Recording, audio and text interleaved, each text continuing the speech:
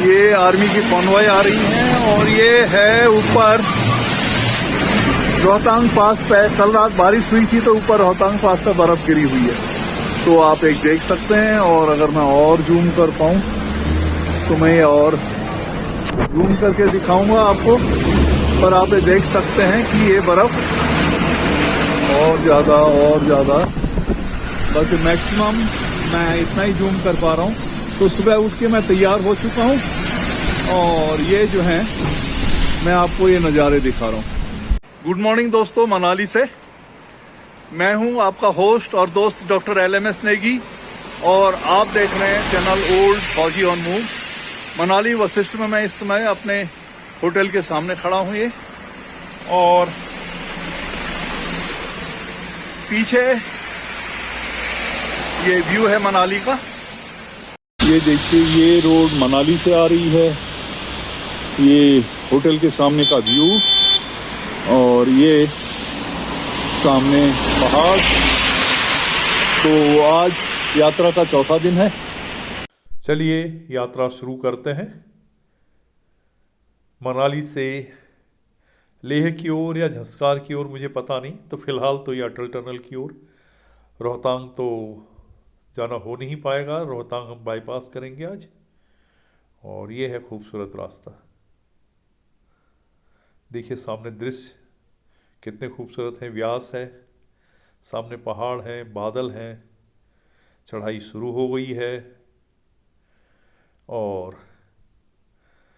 हल्की रिमझिम बारिश शुरू हो चुकी है।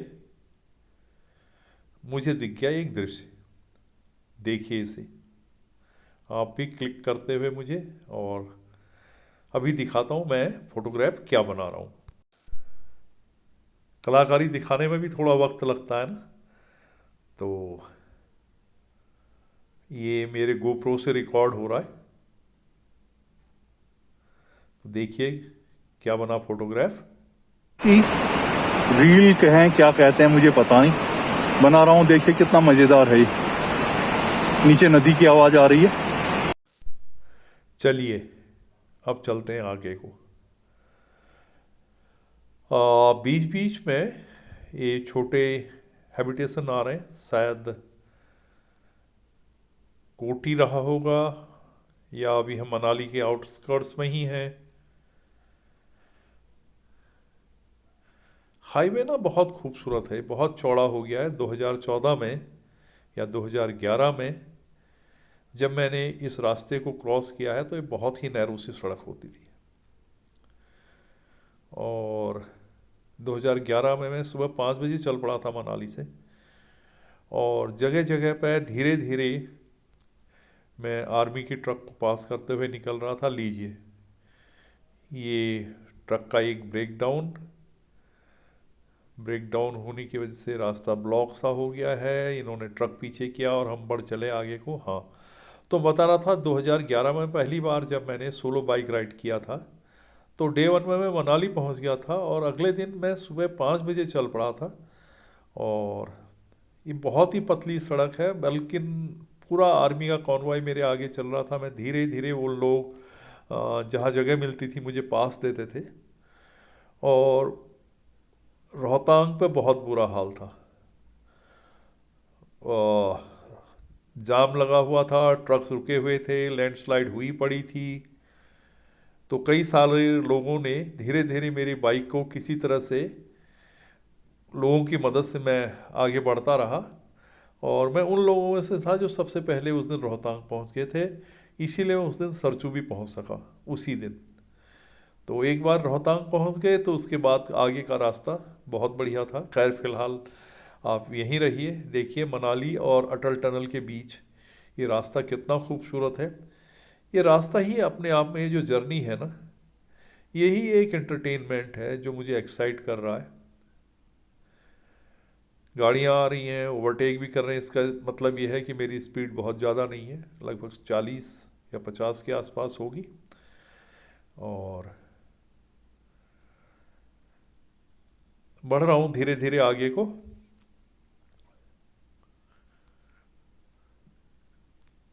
लगभग हम लोग आगे होंगे 14 या 15 किलोमीटर।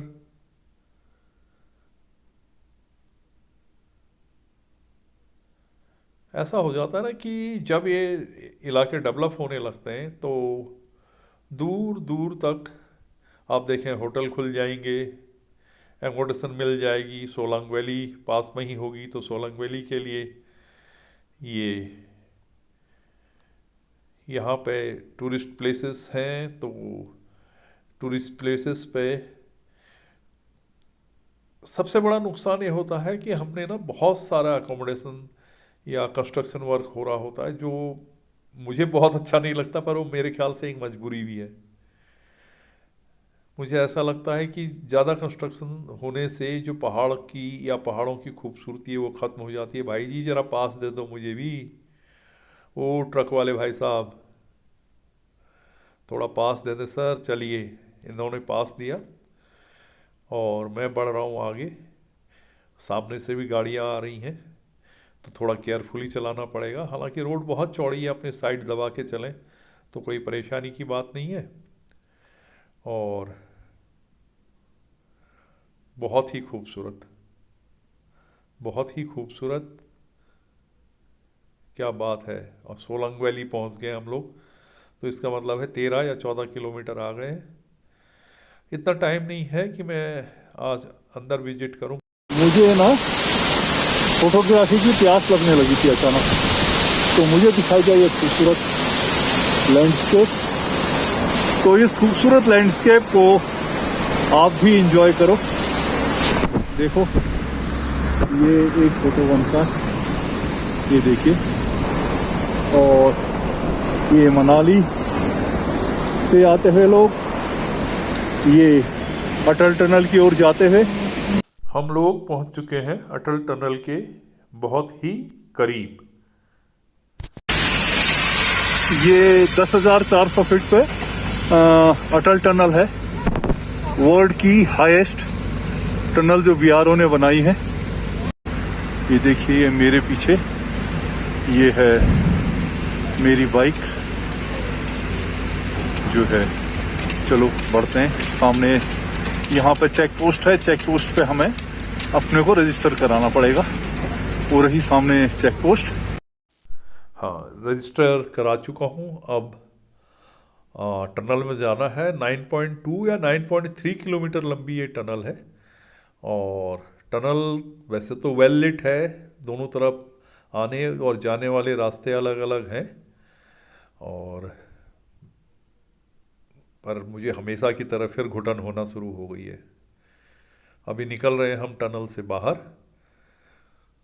रोहतांग के साउथ पोर्टल से एंटर हुए थे, नॉर्थ पोर्टल से हम बाहर निकल रहे हैं। लो धूप और लोग बाहर खड़े हैं और मैं ये टनल से, अटल टनल से बाहर। चलिए गाड़ी को पार्क करता हूँ, फिर दिखाता हूँ आपको यहाँ के नज़ारे। देखिए ना पहाड़ कितने खूबसूरत है, बैरन हो जाते हैं धीरे धीरे धीरे। पर आप देखिए ये साइड पे है, ये एल्टीट्यूड 10,175 है, तो यहाँ पर भी है।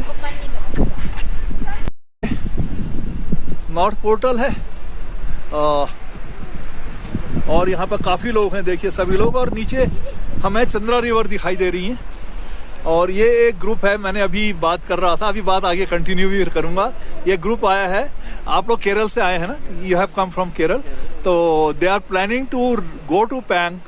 टुडे पैंग इज 15,002 और 20 फीट। D4 पार्ट 1 आज यहीं पे ख़त्म कर रहे हैं यात्रा को, इस एपिसोड को।